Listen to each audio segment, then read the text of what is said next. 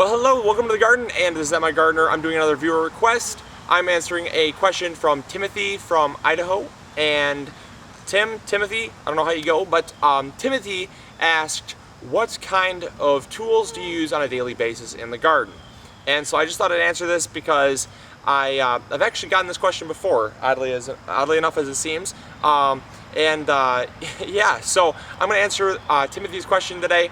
And a lot of you guys might be wondering this as well. What do I use on a daily basis? And I basically have a few tools that I can't live without that you will see me, if you guys ever came over here, you guys would see me using pretty much on a daily basis. Not every day, but pretty much on a daily basis.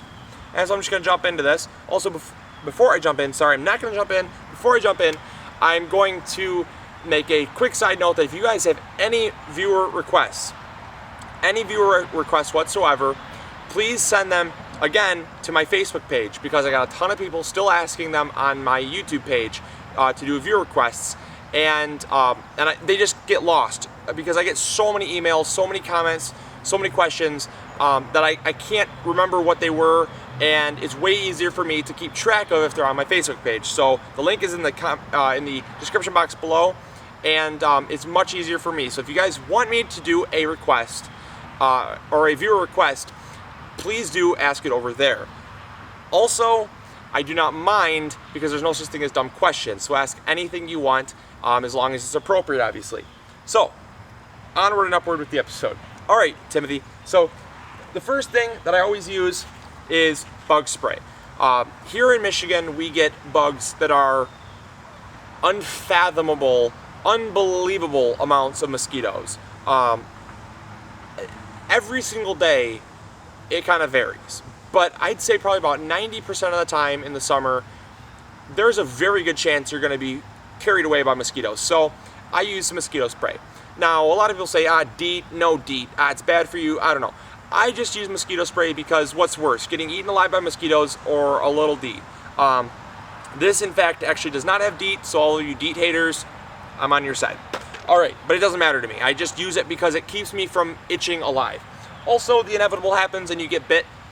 Just as a side note, this is called Sting Easy Max 2. I bought this at Meijer for like $3, and it's a lifesaver. Also, for those of you that don't like using stuff like this, like medication for bug bites, what you can do is you can take a little bit of baking soda, make a little paste with some water and baking soda, rub it on your mosquito bites, bug bites, bee stings, anything, and it will take the sting away, the itch away. That works out really well. I used that for a long time, but this works night and day differences, 10 times quicker. Yeah, so just as a side note, just in case you do get bit, because it does happen still. All right, I use those on a daily basis, by the way. All right, next thing I use is one or the other. I will either use a pair of scissors. These are kind of just like garden clippers here, and let me open this here. And it's just got it's needle nose scissors basically. They're very sharp, so you got to be careful, but they're really nice for getting in between branches and stuff if you need to. And also for the more obnoxious big branches, big tomato suckers, I use a larger pair of clippers here, and they work out great. They were fairly inexpensive too, and they come in handy all the time, so definitely something that I always have on me. Also, another obvious one is garden gloves. I like to get my hands dirty. However, sometimes if I'm going out with friends or something, I don't want to get my hands all dirty. I don't want to get dirt under my nails. So I will actually wear some gardening gloves. Also, if I'm digging down in my raised beds here, a lot of times I will come across old bits of glass and stuff, because my beds are not actually all compost. They're not all recycled soil and stuff. It's actually it's actually some native soil that was already in the ground where my garden is. So when I dug my beds and I put them in the ground, I actually piled some of the soil in my beds to conserve the amount of dirt that I'd actually have to need to fill them up.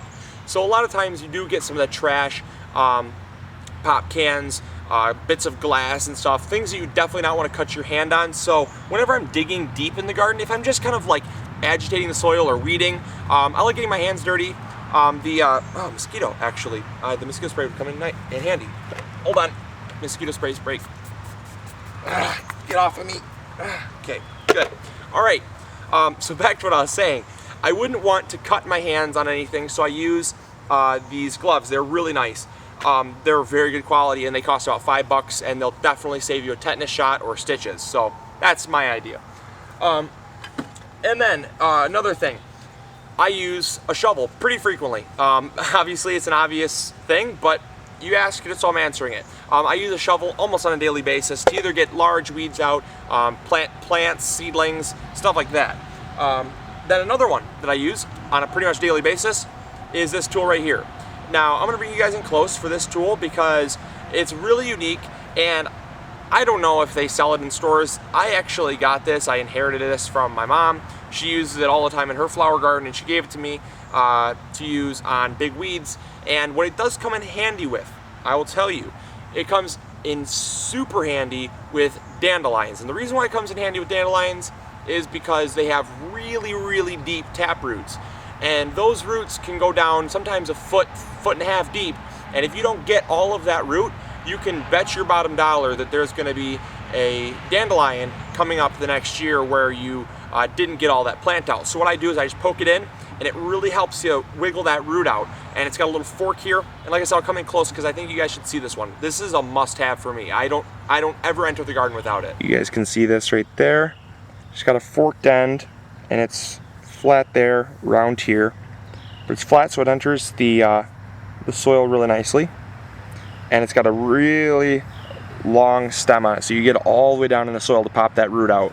And it's got a nice gripped handle. It's wood, but it works, and it's definitely a really nice tool. As you can see, it's even got a little bend there from when I was probably digging down about that far to get out a nice size dandelion there, because they do get down pretty deep. But like I said, I would never enter the garden without this thing. It's a lifesaver, and it definitely keeps you from reweeding the same weed twice. And then another tool that I use, a little bit more bulky, a little bit bigger, but in the springtime, summertime, fall time, pretty much whenever I'm planting something new, reseeding something, or even weeding out large bits of bed, I actually use this. And this is a beautiful tool. This is a 3-prong.